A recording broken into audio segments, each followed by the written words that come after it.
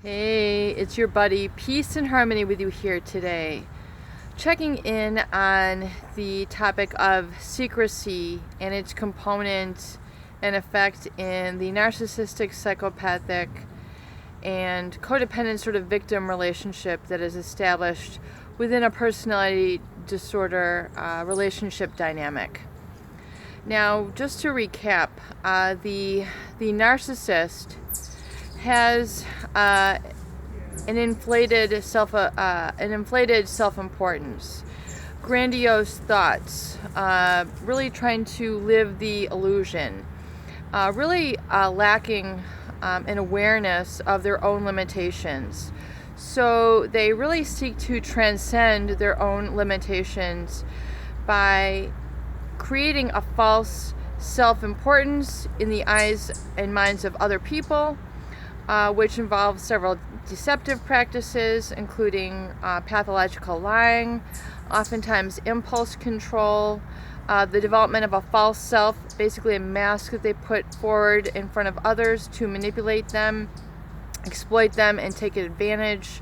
Also the other tactics of cognitive dissonance, crazy making, these sort of complex psychological structures which go to confabulate, fabricate different incongruencies or inconsistencies in that person's behavior, thoughts, and beliefs. So it creates quite a bit of confusion and depersonalization in the people in their environment, who essentially then become victimized by them in a number of different ways.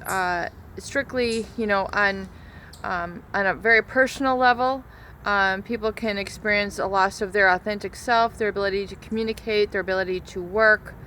So this really creates then a sort of issue of secrecy within both the narcissist as well as the people in their relationship. And I want to look at the role of this.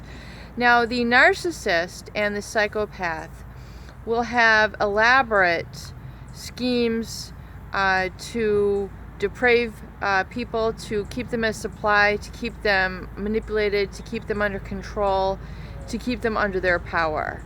And really, this sort of false self is expressed through grandiose communication, pathological lying, and oftentimes a lot of secrets, which they will keep to themselves or really portend to others that they're sharing some sort of secrets with them, which in essence are pathological lies. So that is how the psychopath or the narcissist will try to create a psychopathic or narcissistic bond through love bombing, through trying to develop a sense of trust with these people, through pretending to share certain secrets. So they'll try to get really a sense of closeness very quickly with their victims.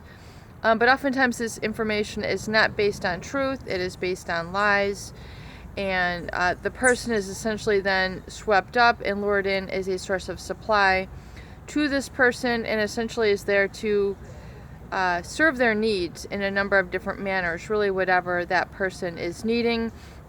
In terms, it could be a sexual conquest, it could be a financial conquest, they could just need a source of supply, a posse of people, good-looking people. They could need, control in an office environment, so they're seeking to surround themselves with a dynamic of supply, people who are essentially on their side in order to obtain what they want, be it promotions, be it clout or status in that organization, or access to contacts and privy information such as financials. So the narcissist is then bound in that secrecy. And then likewise the victim, the person who is essentially under this traumatic bond with this narcissist or psychopath, also becomes plagued or trapped by a life of secrecy as well.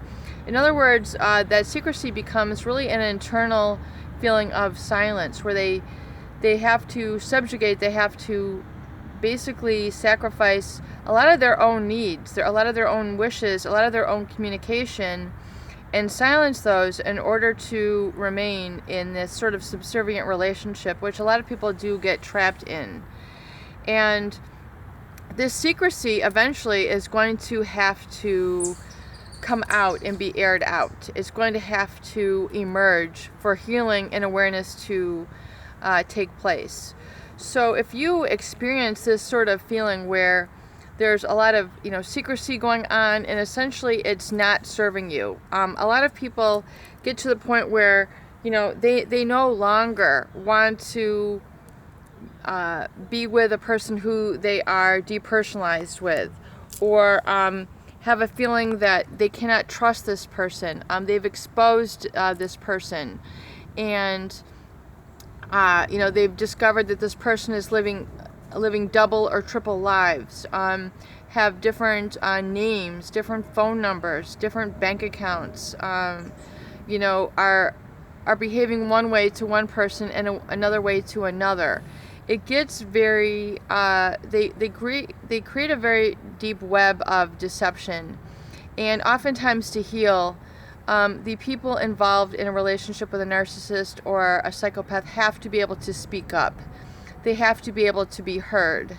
They have to be able to release the secrets that they have kept withheld for so long, to essentially begin eating away at them, eating away at their character, eating away at their happiness, eating away at their sense of morality, and being liberated to living the life that they deserve. And what happens is, within this personality or relationship dynamic with a narcissist or psychopath, the people in their inner circle or in their life begin to operate by very limiting self-beliefs. They begin to really kind of close in their world, which is really quite a sad thing. And oftentimes that very existence is created by this sort of narcissistic, psychopathic, and then codependent or victim relationship dynamic.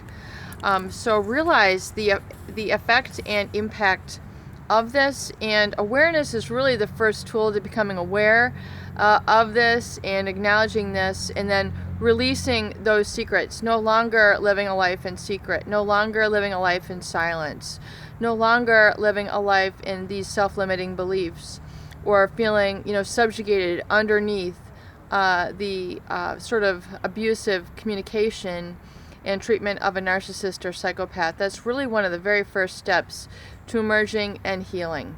Peace and harmony with you here today. I hope these videos help. Please do share and help those people in need. And please subscribe for more great tools, videos, discussions, and support.